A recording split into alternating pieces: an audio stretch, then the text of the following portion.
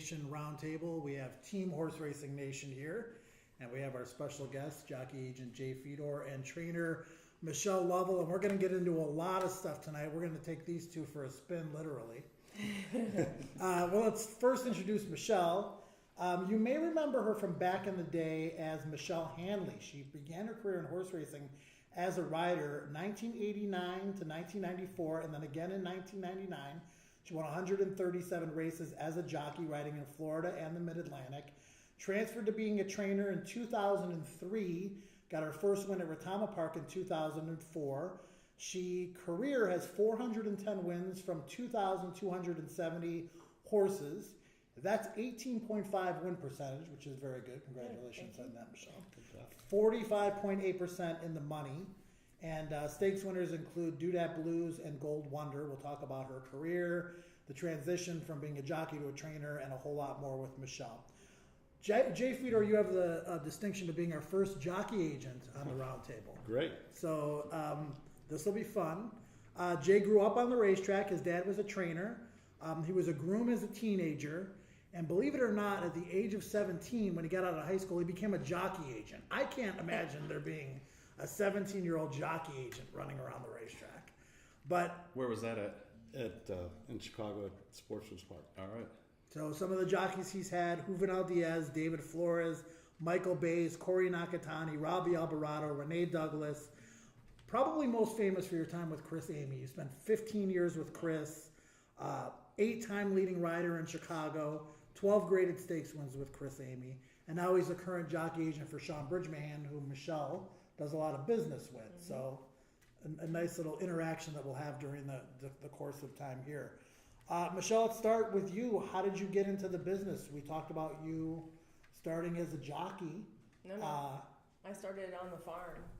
Okay. Yeah, I started on the farm for Dogwood Farm, straight out of high school in 1981. Your first official stats in horse racing were as a jockey. As a jockey, first official stats. So yeah, okay. We can so when did you decide that, hey, I want to maybe try being a rider? And you obviously had a successful time at it. You had a bunch of wins.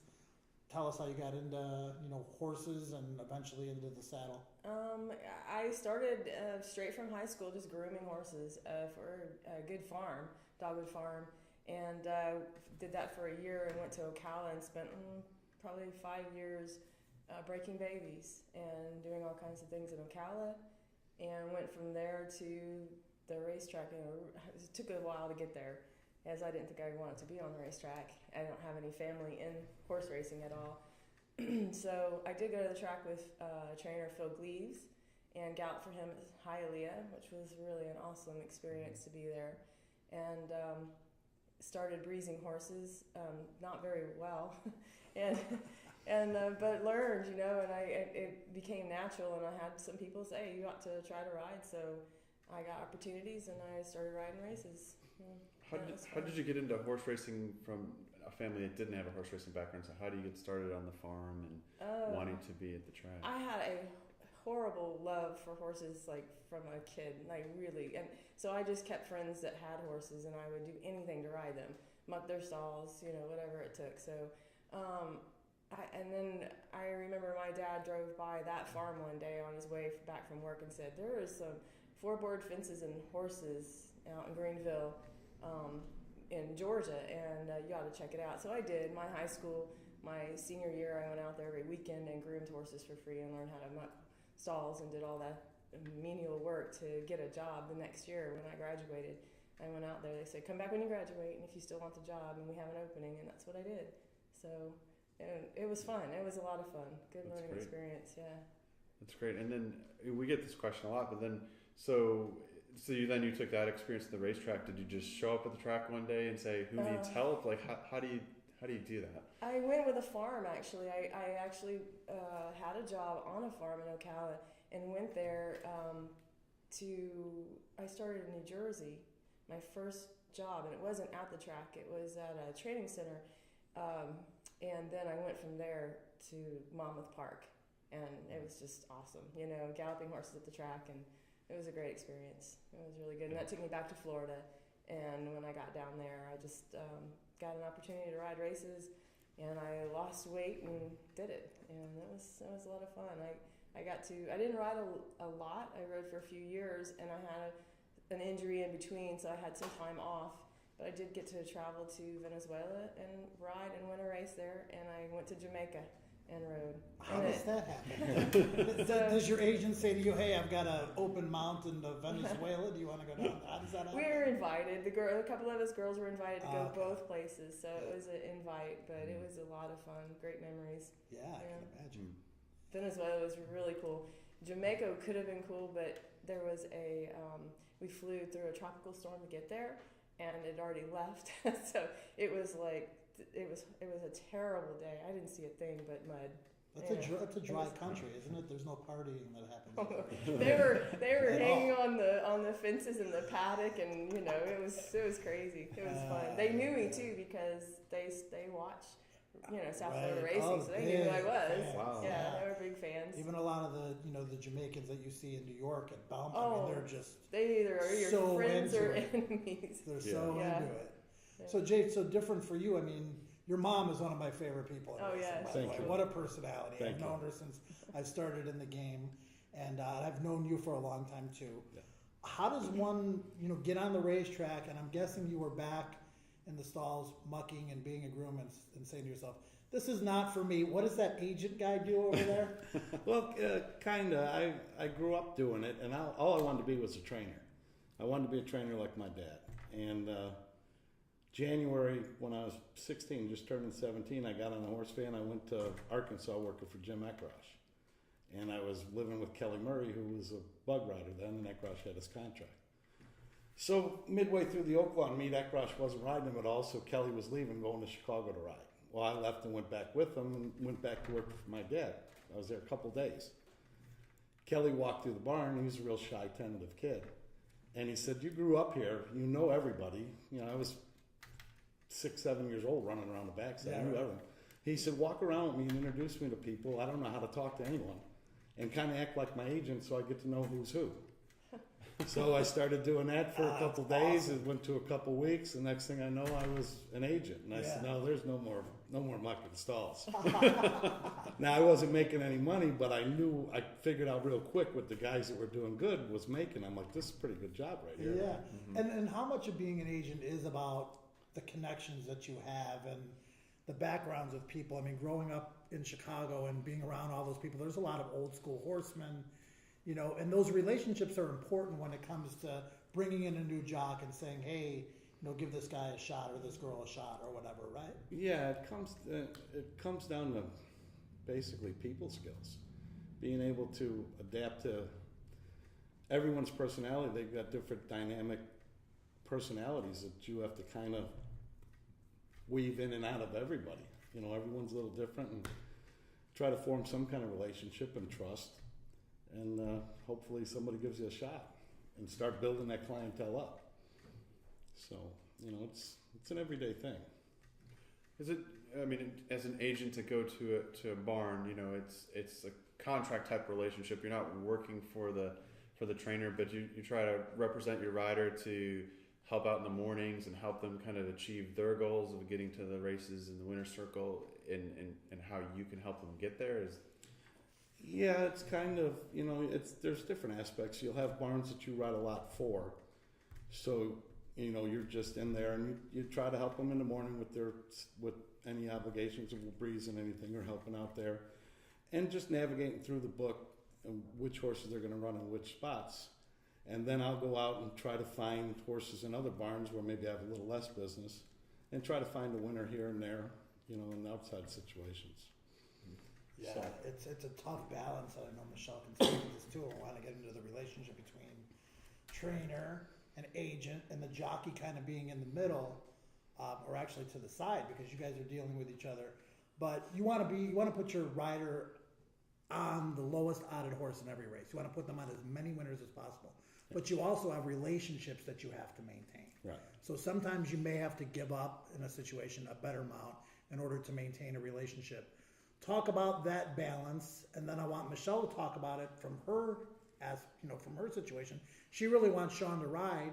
You've got an opportunity to ride maybe somebody that you feel is better, it can get tricky sometimes. Oh, it's difficult. I mean, you got a lot of political situations. I might be riding a bunch for one certain trainer, and I'd really rather ride Michelle's horse, and I'm just kind of stuck. It's like I've got more business in here. It's not a personal issue, or a lot of times she'll have a better horse, or another trainer will have a better horse, and I'm just in a spot where I got to give one away to keep. This guy's mad. This owner's going to be So upset. let's recreate a situation here. How do you go up to Michelle and you're in a spot? You have to probably ride the other horse. You have to go to Michelle and say, Michelle, I know that I told you I would ride your horse, but I try to do it first on a Talk text to her. message. I try to do it on a text message. I try to stay. Scared. Yeah. I try to do it with a text message to stay really out of a physical space with her. And no, physical. no, she's pretty good. I mean, no one really likes it, especially if they've told. There's so many situations they might have told their owner that they've got Sean. That owner loves Sean. She's in a good spot. How's she supposed to tell her owner, make him believe they really want to ride ours, but they're stuck having to ride this one? A lot of the owners don't understand that part of the game. yeah. And I'll have one that's not as good over in a different barn, but I ride 80% of this guy's horses. This guy's going to get mad. He's going to take me off this one, and I've got to balance it all out and try. So you go to sleep at night thinking this is my scenario for the next few there's days in times the that I book. see it coming, and it's Yeah. like, and a lot of times I'll try to give a heads up, but I see it coming, and you're just hoping it doesn't happen, and then. The other day it rained and a guy scratched a horse and boom, it happened. I knew it was going to happen. And then I ran into a spot and I had to give a good one away. Yeah. Now, is for the fans as a handicapper, so if we're handicapping a race and we see that Sean Bridgman rode the 3-horse and the 7-horse, in the last race, should we assume that you guys had the choice of the two, at least to start? Well, I see that a lot on TVG and stuff when they're talking. Yeah. Joe Talamo's gone to this horse. He obviously likes this one better. Well, that's not always the scenario, right? Mm-hmm. That's not always the scenario. There's lots of times. There's lots of times I've honored my call knowing I took off the better horse, and the one I've rode is won. So it's like sometimes, it's better just to honor your call. I mean, it's 50-50. Yeah, we have a good relationship though. A lot of times, it depends on the trainer too. I think I've been in the same situation and on both sides of it, being a trainer and a rider. And the last thing I want to do is have a jockey on my horse that would prefer to ride another one. I remember watching my double calls go by me and win. It's really, really hard to do. So if I can the fields aren't as big as they used to be. Right. I have a relationship with a few other jockeys that you trust and you can leg up on. It's only if you've promised your owner and you've got the call and you've had the call for weeks going into a race, that becomes pretty sticky because then they go, well, my horse is not good enough, or you're not good enough to, get that guy to stick with you or whatever. But most of my owners are really, they're okay. They listen to me and believe, and I try to work with my riders directly and with our agents and just make sure we're good and have a backup. So at a track like Churchill, where there's a lot of good riders to choose from, it may not matter quite as much unless it's an emotional thing with an owner or somebody's worked There's that horse. some quality riders out there. I love Sean. He's a good friend, and he's won most of my races at Keeneland, so I feel really good and lucky when I get him on. And it's not just luck because he rides my horses like I like, and we can speak, about the race and go over like any, idiosyncrasies that horse may have, and for him not to just look at paper, on the form, we have maybe changed something, or maybe the horse is going into the race so much better than the last time he rode him, and not, and when you have a personal relationship with people that they know, your horse and you understand what they have to do on the back of one, that does help with their confidence. But in the same right, I use Brian Hernandez a lot. He's a great little rider, and here at Churchill, and there's some James Graham, Miguel Vanna. There's a Corey Landry. There's so many good riders It's a here. good I can name colony. a pile Good of them. colony. So legging any of them up is, the owners will be like, okay, they're good. Yeah, and you got it a lot easier here. For an agent, and the fields, like you said, are shorter, so there's more opportunity of somebody that they're going to be happy with being open. If you know, it's when you get a 12-horse field, Yeah. nobody's open, a last-minute thing right before the draw. Oh, I have to draw. Now it that's a can bad thing. Yeah, it can get That's real. when you need to send a text. Yeah, it 'cause I'll could, be- yeah, it could get real sticky with the last minute. And I deal with a couple trainers that, you know, are notorious for last minute situations. Yeah. Very bad. And it gets. I've taken off a lot of winners in the last fall meet because of last minute stuff where I just couldn't. Some do trainers anything. don't enter their horses or make their mind up completely. And I mean, because they have the power, Right. and that's really kind of frustrating. I'm sure Yeah. for everybody. And but- it's bad for everybody, you know. Yeah. And I won't leave. I try not to leave somebody if there's no one that they're happy with, content with, and if I leave someone in a bad situation, they got to go to their owner and say, you know, we're stuck with this guy. I try not to do that. You know, I hope I can get him something. Sometimes I get lucky and can get out of it. Yeah. Sometimes I can't. Let's talk about kind of, we mentioned some of the jockeys that you've worked for. Chris Amby was the big one. Working for different riders and formulating that relationship with the rider. Michelle talked about her relationship with Sean and being able to talk to him about races. Do you huddle with Sean after a day's races and Sean will say to you, I don't want to ride that one anymore. I don't get along with that horse. Try to get me on this one. I think, you know, I've got a shot maybe to ride for that trainer and I really like this horse. Comes back and says, I really like this horse. Do everything in your power to keep me on this horse. Do you have those kinds of meetings with him? Yeah, we talk almost every night after he's done. The night on his way home or the next morning, we communicate well. We're on the same page a lot. A lot of times I see the race and I know when we don't need to ride that one back. I mean, we're on the same page and we think a lot the same. You know, in the same areas of different scenarios. And how long have you been together with Sean? I think it's going on a couple years now. I really enjoy working for him. I like working for him. A real good rider, talented, strong rider, and an easy sell. I mean, he's at the point we're not riding. You know, we're not looking to ride every day. Every race every day. Right. So Got a good reputation. He communicates well with trainers. Right, and there's a lot of aspects to it. Right, and the money situations and the big races, he's got a real good reputation in riding good races in the big races, and you know, I mean, it's a great job. I was lucky to be in the right place at the right time when I got him. Michelle, talk a little bit about your training career and how you transitioned from jockey to trainer. Did you always have it in the back of your mind when you were riding that you might want to do that? No. You know, because I read a story about Mark Martinez, the owner. You still are very productive with that's the Agave stable now. Agave racing, yeah. Just kind of gave you a horse, right? Was that the story? Like you Yeah. had a horse that wasn't successful, and I was already training a few. What we did was I had some horses in a sale, and the horses, in Texas, and kept the horses that were culls that couldn't sell, and started my training career with those. And that's a tough go. It was a tough go because they were bad. They couldn't sell at a Texas sale. So I mean, and I still train, and not knocking the breed because we see breeds win everywhere. I've won stakes with Louisiana breds out. I won Arkansas breds, so it doesn't matter about that, and the Texas breds as well. And but yeah, I trained for maybe.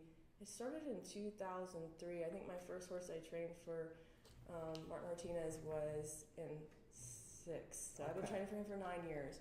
And it was a cull. Well, it wasn't a cull. It was a filly that he had in training with somebody else. And he made a change, and I got her, and we had, we took our time with her. And she was a horse that, I won't name names, but back in earlier in the year, a different trainer. This is Horse Racing Nation Roundtable. I know. We name names. No, I'm not naming names. But the particular trainer that had her while she was a baby, this particular horse, my first horse for Mr. Martinez, he said, you need to take her because she can't outrun any of my horses in a breeze, and he had all cheap claimers. So he was like, oh, what am I going to do with her? So he gave her to another trainer and he gave him a try. And she ran well for him, but didn't break her maiden. And his stable agent, Dave Carmen, which is a friend of mine as well now, because we've known each other for 9 years, he called and said, look, we got this horse, we're in this situation, and would you like to train her? And I said, sure, I'll take a look at her. anyway, that horse couldn't beat anybody in the cheap claiming stable during the morning. She ended up winning 8 races for me, 3 stakes, Wow. 4 allowances. She was my first favorite training because she needed a lot of help. She had so many issues, her whole body. She was just a really, really neat filly. Do horses get lost in the shuffle like that with bigger trainers? And second part to that question is, a horse like that you can show so much improvement in, does that help jumpstart your career? Does that, It does. Yeah. Well, it gives the owner that you're training for so much confidence in the fact that you're paying total attention to detail. You're trying to get the best out of that animal. I mean, that's what I'm there for. I'm not there just to read a condition book and put horses exactly where they belong from the last thing they did. We're supposed to develop them, and they reach a point where you can't develop them anymore, then you're just holding, and you're running them where you can win races for sure. But a lot of times horses need, they have physical issues. You have to take your time, back up, do other things, and so that gives your owner confidence, and then they spread the word. And then for me, it's a slow go because I'm a woman in the business, and it's definitely, I don't have breeders in Kentucky that send me endless amounts of young horses to develop. So we take what we get, whether they're horses that we buy for less than 100,000, mostly 50 and below, or homebreds, Texas breds and Louisiana breds, and acclaims. So I've won races with them. So we do hard work on them. I think we have some questions. Ember Yeah, Mara, I've got some a couple questions of from questions. the fans. First of all, for Michelle, Eric S. wants to know, what's it like being a female trainer in a male-dominated industry? Have you ever been asked that question before? Yeah. It's a great question. It is. I mean, it's definitely, try not to ever think about being a female in the business. It is difficult, for all females in all businesses, I have to say. So mine's not any different. But this was a male-dominated sport, and I think females have broken through for, in all aspects. They're great gallop hands. You see more and more grooms that are females. I mean, we have a different connection with horses, and sometimes people want to think we're too sentimental, and then we can't do the job because we can't, but, like they say, you can't think that, just because we're kind that we're not tough. We have a business mind, and in the end, it's business. So I think once you win races against some of the best trainers, they, at least respect your work. So, it feels good to be able to accomplish that. So, and is it true your husband Casey is actually your assistant? Not anymore. Not anymore. No. Okay. Yeah. Not anymore. No. Okay. Next. No, you want to race Oaks Day? Was it? I did. Yeah, that was great. And with an Awesome Jill, which is a Pioneer of the Nile filly that Agave Racing owns. So that was a lot of fun. She's my favorite horse. 20 something to 1, right? Yeah. She's 20 to 1. good Yeah. price. She beat a really good field that Like day. $46. Yeah. Yeah. But she came back and ran second in her next race, right? It was a short field. She ran second. She Yeah. did, yeah, and we're That's a gearing good up for winner. another race next week too. So yeah, trying to break through the non-through. We're really trying to get her. We've been in some stakes races with her. We've had some really tough luck and with them, and so we'd really like to get her stakes winner. So I think her value's definitely increased this year. But she's a lovely filly. So Now, a Jill lot of Burns, fun. my broadcast partner Yeah, at she- Churchill, and she claims that horse is named after her. I know. We won't say if it It's was true. or if it was just true. No. No, the previous owner that owned her, there was his daughter's name, and so she came to me name that. But it was funny because the first time that my Awesome Jill ran was she broke her maiden at Churchill, and of course Jill Byrne loved it, so we tweeted, and Right. she did Yeah, say she she loves took that a horse. picture. Selfie with we photobombed her selfie with her win picture. Yeah, it was pretty cool. That's great. fantastic. How did you end up? Actually, Wait, hold on. We've got to follow Also, how up. did you end up with Awesome Jill?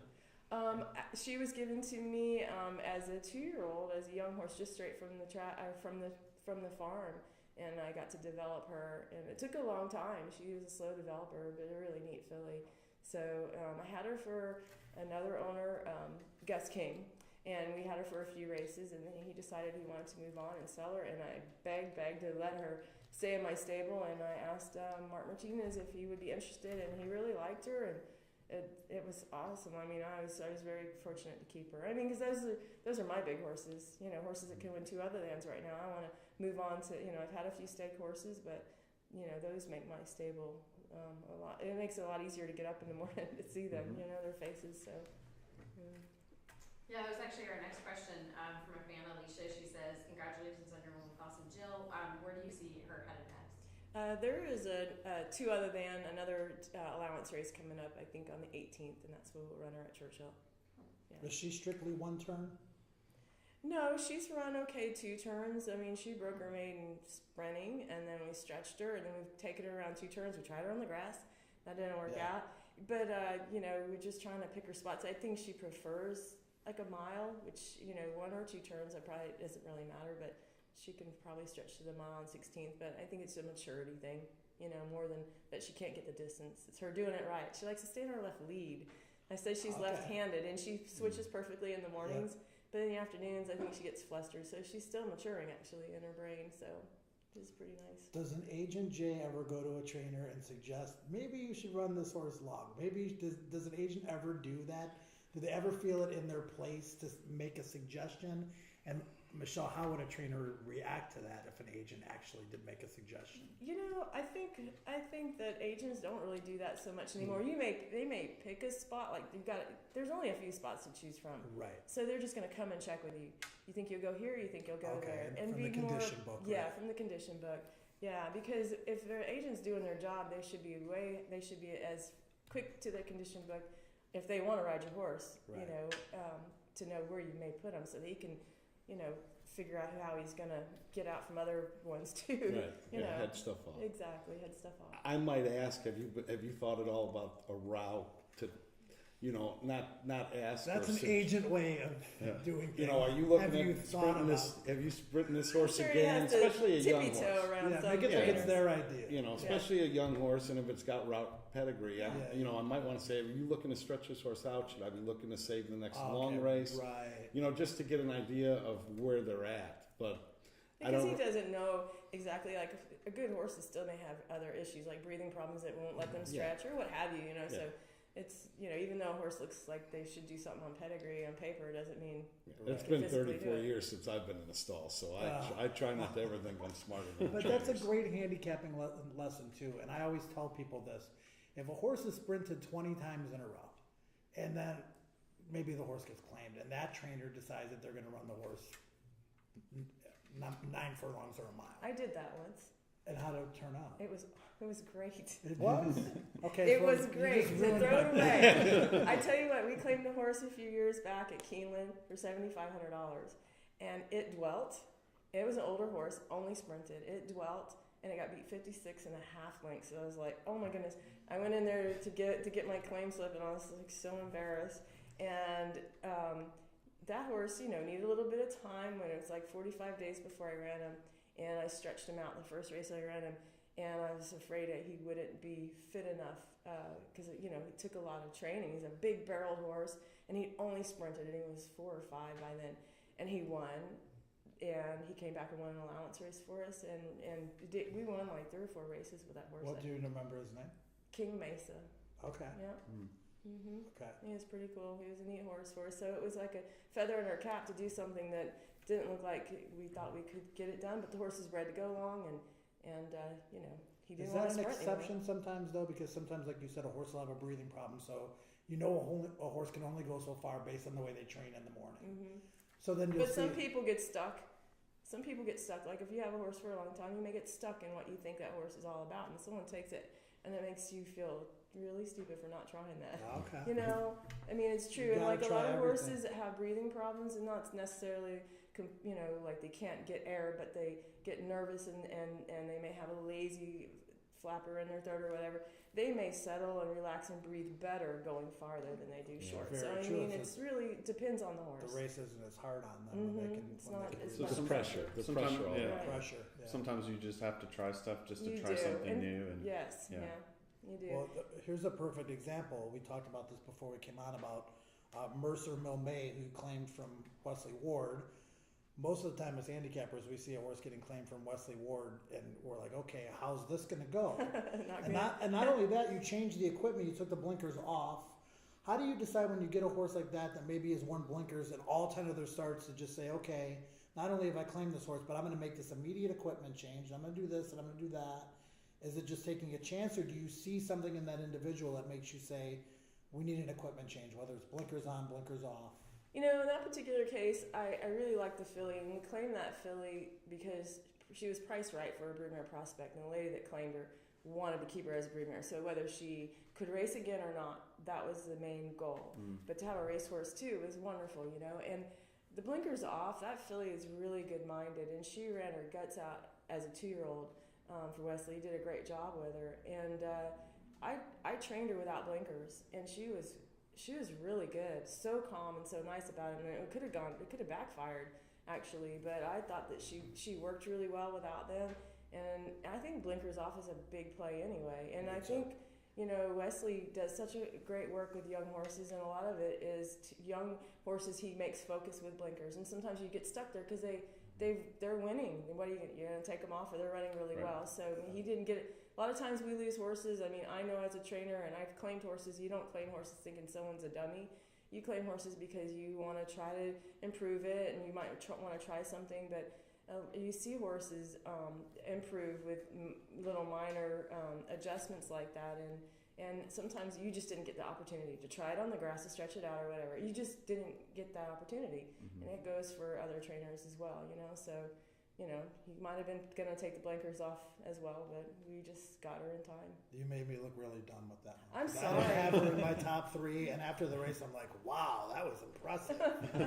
So next time I'll pick her, or, you know, depending on where she's running, but I thought that was an impressive race. You didn't like her that day? I didn't pick her in my, I don't remember the scenario, but I know I just looked up So at the how long screen. did you have her after the claim? Probably about a month. Yeah, just about right time to get back to another race. It wasn't too long. It wasn't too short. It was really worked out perfectly for us. So, and the lady that claimed her, she just loves her. I mean, she's gonna keep her and breed her, and you know, so it's that. And the lady that owns her, Jeannie Bruce, is a wonderful person. She raises horses in Kentucky, but she also has Texas breds. And so she, to have a Kentucky bred, she tries to either race them and breed them, sell them through the sales, or keep a few for herself. And this one, I imagine she'll probably keep. So yeah, it adds to her little broodmare string. We have a question from Jay here.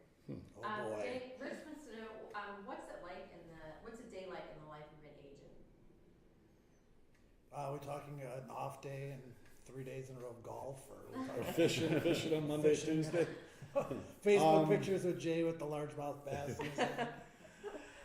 It's pretty routine. I mean, I've been doing it 34 years, so, you know, you just get up. I get up 4:30. I'm at the track about 5:30, and I make my rounds and see my trainers, and, you know, try to line up as much business as I can in the book for entries that day, and, you know, try to find some new business and hunt everyone down, say hello. I mean, it's really pretty simple. You know, it depends on the jock you're working for. I mean, that'll kind of dictate how much demand you're in, and how much extra time you're putting in the morning. Or I mean, that really changes everything, right? I mean, you have a known commodity in Sean Bridgemahan. You have different problems, which is maybe you're on a race too many times. You've got 2 calls in a race. yeah, Or you're trying to get on better horses. You're not trying to, you know, Sell them. scrape. Yeah, Yeah. You're not trying to get 5 mounts in a day. I spend a lot of the time getting out of situations versus struggling on trying to find some. But there's days that I don't have a lot of business on certain days, you know, where I'm out trying to find a couple to ride that day. So, I mean, I try to base a lot on quality instead of quantity. I mean, if a jock's agent is doing real good, I think a number's 19-20% winners. Yeah. You know, that's if you're doing good. You're doing a real good job if you're around that. You know, the weatherman's 50-50 and everybody hates him. So, I mean, I'm wrong 80% of the time. Yeah. So, I mean, you know, it's not easy, but it's not hard. So how different? Sorry. No, How different is it if you have a rider and you're trying to break in somewhere? Yeah. You know, we were James Graham was here last week, right? And he's talking about going to Del Mar, going out there 2 weeks early, brand new. I guess that's a totally different story, right? If you're coming out with a new rider, you're Yeah. trying to hustle business. Well, I mean, when I came here, I think it was roughly 2.5 years ago. Chicago racing, as you're familiar with, is not in a real good spot right now. So it was, I felt like I was forced to need to make a change for me financially. So I was coming here. Now I've been in Chicago my whole life. I also lived there, I don't know, 31 years, 32 years. And when I left, I was in a pretty good spot of my career as far as the mainstay of the business and the riders that I would have. So when I got in the car and drove here, I mean, it was, even I've been an agent 34 years, it was scary for me because I'd done business with all these people and these trainers in Kentucky over the phone shipping in Arlington, but now I'm coming into their backyard with other agents that I've been friends with for years too, but now it's their house. They're not coming to my house, and no one wants to let you in their kitchen really. So I'm driving down the road and I don't have one of the local riders. I came down here with David Flores.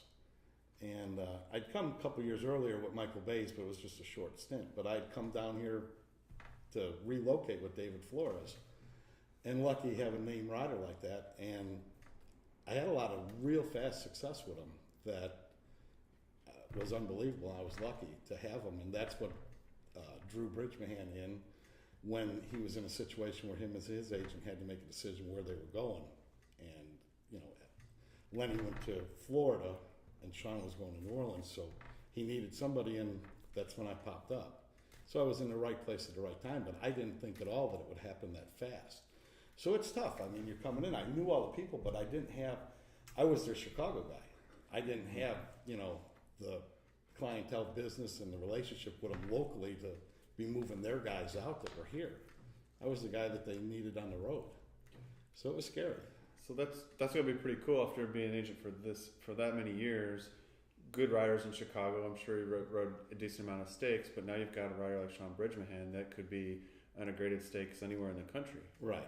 It's a whole different level. I mean, and it came pretty fast. And I have to put my time in here now. In Chicago, as Joe knows, Monday and Tuesday, I was out fishing. I'd be gone for 2-3 days. Here. I've got my boat, but there's no more fishing. I got to go to work on Monday and Tuesday.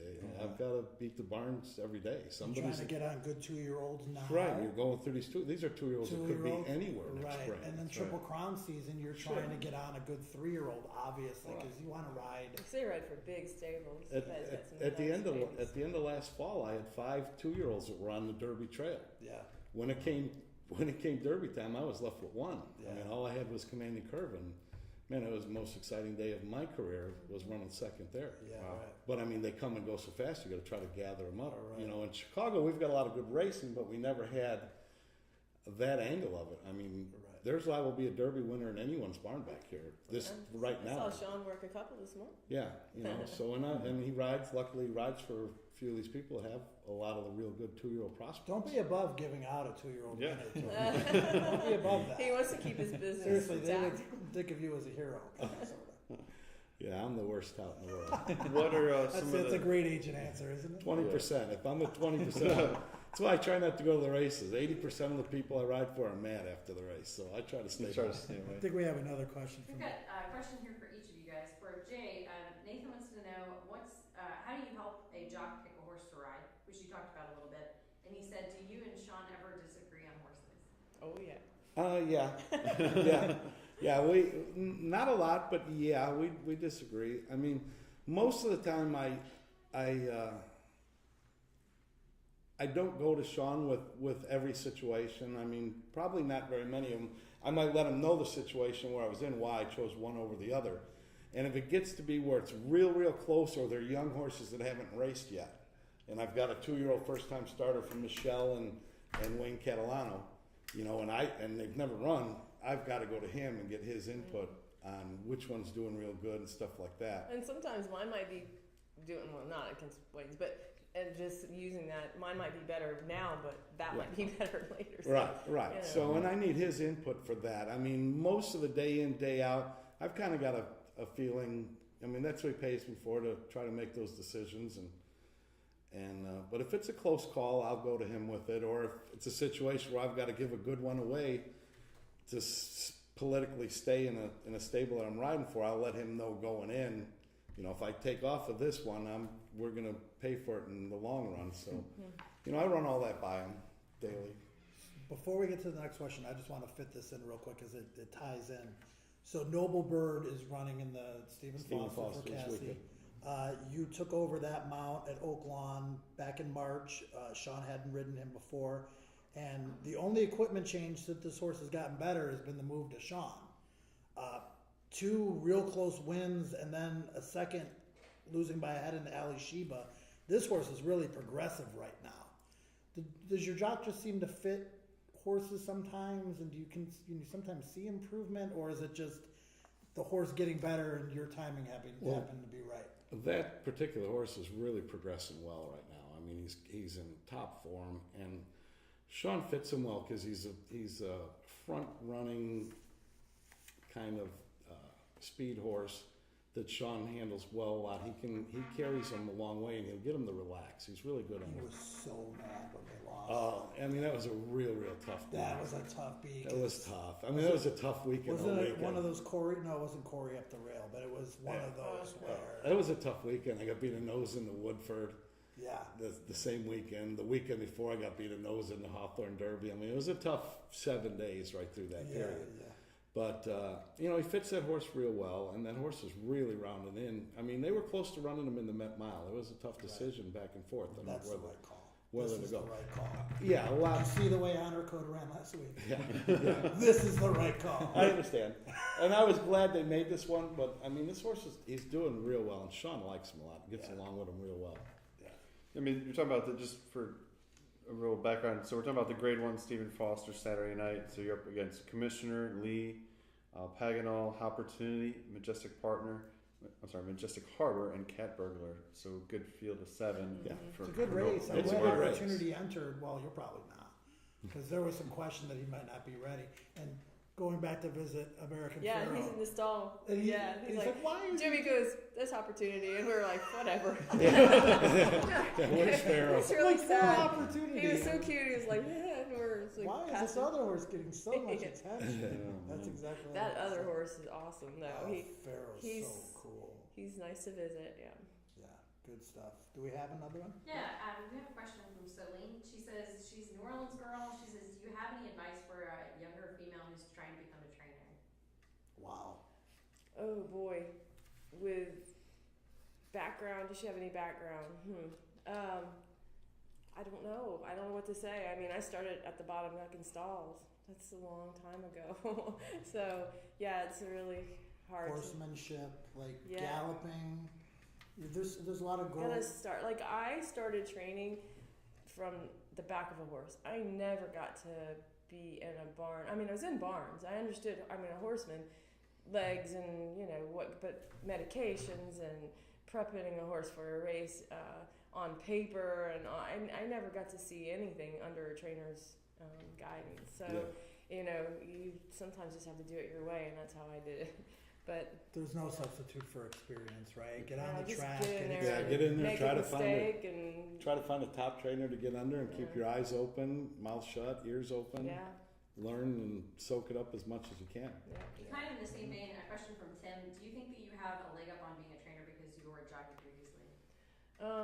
I think so.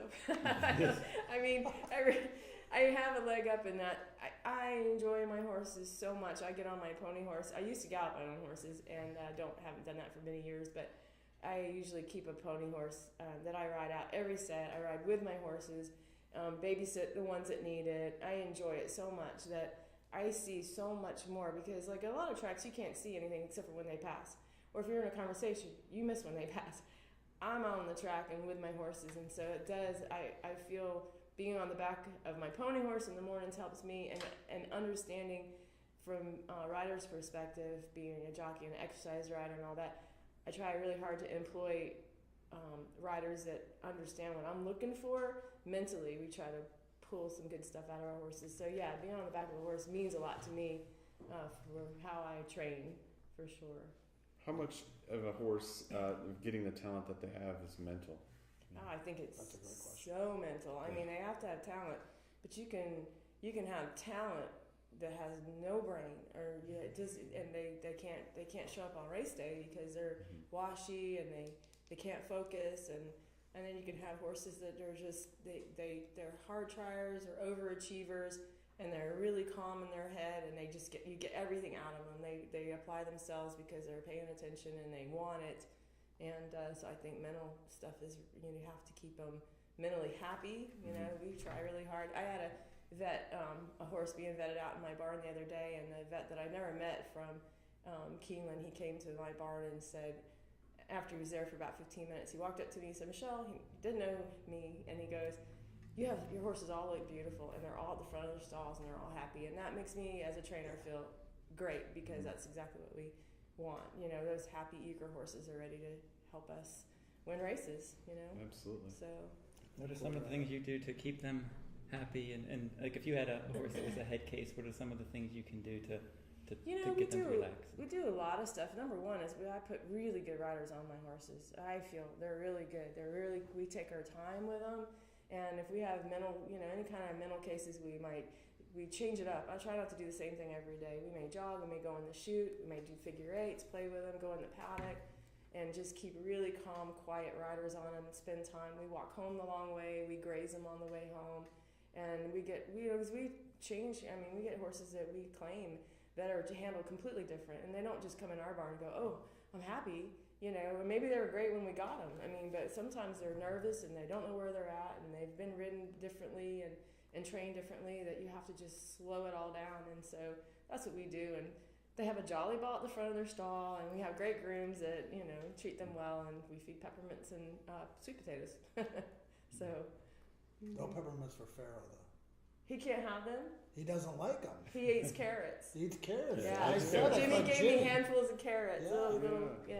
I saw him spit one out the other day. Somebody handed him one and peppermint. just dropped it. He's right a out. healthy. He's a health nut. Oh, okay. Seriously, he's got it all together, that horse. He really does. Um, Pure athlete. I want to ask Michelle. I've seen it. Maybe it's my imagination, but it seems like you've done well with 5 furlong turf sprints in general. Is that my imagination or not? It seems like I've seen you win some. You know what? good races. Turf stats. Well, my stats used to be so much better, but we were running at cheaper tracks, and so you could really pad your stats with lots of wins. Now we have to kind of protect the horses because my owners can't get in there and buy new horses, and we've got what we've got, and we try really hard to keep. I try to protect their investment best I can and stuff, and. My stats used to be good on the turf, really good, and just because I had turf horses and we were winning.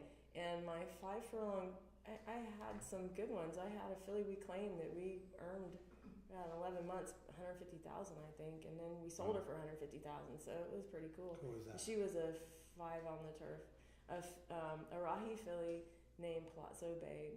Okay. She I was remember really her. cool. Remember She Sean ran Boger? She He ran won on- Chicago a few times. She did. Yep. Yeah. I She was remember stakes that She was place, good. and we sold She her was a well. good one. Mm-hmm. Yep. And that was a claim for 40, and that particular owner came to me, cold called me, and said, I want to claim a filly, and I want to claim something that can, so we have we might build a breeder, and I can spend $40,000. I was like, okay, and how long have you been in the game or out of the game? Well, I've been out of it a long time. And I was like, okay. So it was a group of 6 people, and they were all older people, and they put their money together. And like the next couple of days, he called me and said, I think I found a horse. I want you to tell me what you think. And it was this horse. It was $40,000. It was crazy, and she was a dream to them. And so we did the whole year and a half or whatever. So they made money, and they sold her, and they're out of the business. But it was like their last big run. So she was great. awesome. That's cool. Yeah, it was a neat story. Mm-hmm. Awesome.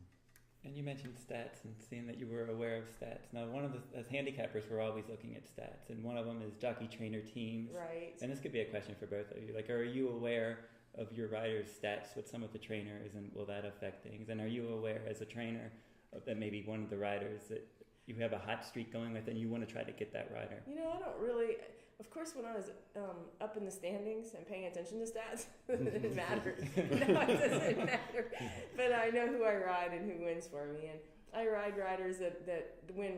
They're awesome riders. Like Sean, he wins a lot of races for me. We have good stats. Brian Hernandez, Richard Ramia, he's another one that's won most of my races for me anyway, because he rode for me in Texas and Louisiana.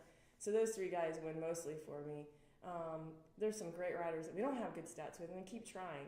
And but it's just a circumstance. It's not because of them or me, or it didn't work out. Yeah, sometimes in like situations like that, the jock she might be talking about didn't get the right horse the right day. It might have been a last minute thing, and he didn't get the first preference in there, And it happens for me too. A lot of times I'll break in with a guy, but it's because 2 other guys couldn't ride him. So I'm in at the wrong time, and then you're hoping to get lucky. But I don't pay too much attention to those kind of stats. I just kind of, you get a feel of, the guys that are winning, and you try to stick close to the people that win. Michelle and a lot of the other guys that I ride for, you try to stay close to the guys that win, and usually good things come. I think we're Awesome. yeah. Good stuff. Well, thank you so much for coming. It's It been was great. my pleasure. Time Thanks for having me. flies. We could It talk does. racing all night. I know. There's so many different things. I mean, we're talking about riding, training, handicapping. Any last thoughts on American Pharoah and what he accomplished? Yeah, we really didn't even get into Yeah, that. we didn't. I'm so pleased that he did it, because I honestly, watching that horse train, I'm so happy that I got to see that horse train with my own eyes. I took videos and pictures of him because he looked fabulous. I always tease, I said if his tail grew, I think his tail grew a little, that he had to be healthy, because you don't grow those very fast. But every day he trained exactly the same, just right on, and it's so sound, so healthy and happy and eager, that I just knew in my heart, I just said that he's got to win.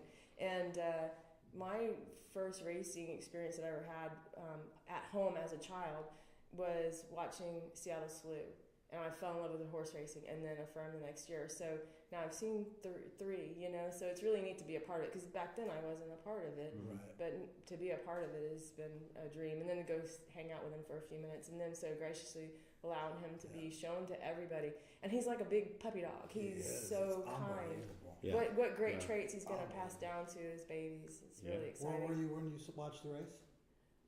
You know what? I live right across from the Derby Museum, so I can walk back and forth to the races all day long if I want.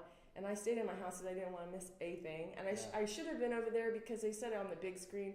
Like some of my people that work for me, they were over there and said it was crazy. It was like he was there. It was so loud and so enjoyable. But I was just in awe. A good thing is I was like in tears. So we were tweeting and Facebooking and messaging. It was just forever. And like my family, they follow my racing, but they followed that closely. Yeah. They were really excited. So it was fun. That was nice to share. It was with them. great for the industry. Where did you sport. see it? Where did you I watch watched it at home too. I didn't want to miss anything. Yeah. Yeah. So I watched it right at the couch department. I stayed here. I didn't want to miss anything. Yeah. But I mean, the sport needed it. The industry. I mean, Well, it we was- needed a great horse, and I Yeah. think that he truly is a champion, because they didn't duck anybody. They did what they did the way they wanted to. They didn't listen to why they got to be at Belmont. They trained him right where he was comfortable, where it's quiet. Yeah. Shipped him up there. He won, took the money, waved, and come back. And it's so good he's here, and he's gonna parade for us. So yeah, I think it's really neat. It was strange at Churchill watching it, because we were right down by the winner's circle, and they had it on the big board, and the stands were packed. Oh yeah. Yeah, I seen highlights of it Yeah. or clips, and it was crazy. It was crazy. It was like the races, there, like yes. the race was running there. That's what I was. So coming around the turn, people are like looking down the Yeah. stand, because Seriously. we're used Yeah, to looking that's up what there I and then felt looking. Fun. Right. Yes. I mean, It's people that so don't follow fun. racing were just crazy at Yeah. this time. I mean, I've got a lot of friends outside of the racetrack that don't know anything about racing, but they know about American Pharoah and the Right. Triple Crown, and I mean, it's just brought so many people in Well, back social, into the sport. Social that media. that is so Yeah. crazy, because he's like the most famous horse ever now. I mean, because That's right. it's It's a a different age, huge and deal. it's being shared everywhere. Shared and everywhere. one of us that goes back there and takes pictures of him or with him, and it Yes, gets he's like shared. the people's horse, because we Mhm. all get Oh to be a yeah, part it's of it. crazy, Mhm. and they've been so accommodating. I mean, Oh, they bring him out, and he's such an easy horse to be around. He doesn't rattle. No. I mean, my wife knows nothing about horses, and they let my wife in there, and she took pictures, and Yeah. and she knows what the Kentucky Derby is now and stuff, and the exact importance, but she knows it's really big. Yeah. And she was in there, and he was like one of our puppies at home. He's laying on her He's shoulder. Yeah, he hugs and snuggles. Well, you know. I think he Yeah. knows too. I think he He's knows. so gentle when he takes He knows the care something's of up. it. I think he Nuzzles knows. you. I think he knows. I think he knows when the camera's there. I think he knows when there's people outside. I mean, His ear comes out. And he looks right at the He loves camera. it. I swear, I think he around. knows. He's got a lot of experience with Yeah, it. he's a And he's ham. just He's a a ham. 3-year-old, you know, it's so Yeah. cool because he's a huge, just And a he's a nice, stud. he's a stallion. Yeah. Yeah, he's a stud, stud. and he's just calm, like. Yeah. But you know, maybe I don't know. I have only had one Pioneer of the Nile horse in training, which is Awesome Jill, and she's a filly, but she's just like that. She's as kind and calm and sweet. I love her to death. But that might be part of it is part of his breeding. You know, maybe because he's. Send that That's clip to the great. Pioneer of the Nile. Yeah, Nile you people. know That'd be about great that. for a commercial. Well, Seriously. just wanted the power of social networking. So when he won Triple Crown, Cross the Wire, Horse Racing Nation, we posted a little congratulations message for Pharaoh, and that got seen over 3 million times. Yes. Yeah, And so it's just the It was amount of crazy. As sharing. soon as I got on a minute or two after, and it was like every up. post. Yes. There was nothing in the world going on but American Yeah, Pharoah. that's That's neat. right. Nothing. When Well, Ellen he took that was so- selfie at the Academy Awards and like Twitter kind of blew up. Yeah. Like I thought American Pharoah was going to blow up Twitter. Yeah. Yeah, he's better than Kim Kardashian. Wow, let's not get carried away. Come on. We're one of the colors. All right. So you guys have been great. Thanks again for Thank your you. time. You're Thanks for having me. Yeah. Lots of fun, and we're going to be back in a few minutes. Mark and I are going to regroup. We've got the Derby Wars webcast still to I'm come. coming up right now. There We've we go. got special guests in In-studio town. guests, are they right? Colleen and Josh, the Yeah. Derby duet. Looking Our forward young handicappers, All very right. good There handicappers. they They're a go. married Duet. couple that plays tournaments and plays the races together. Oh, So that's neat. And they're still that married. will help them stay together. They're still married. They're not That's- 21, Oh. so I don't know how long they've been married. But I think So, still is Good the times. term. So thank you so much for coming. It's been Thanks. You're welcome. Thanks for Thanks for having having us. us. Yep. All right, we'll be back in just a few minutes.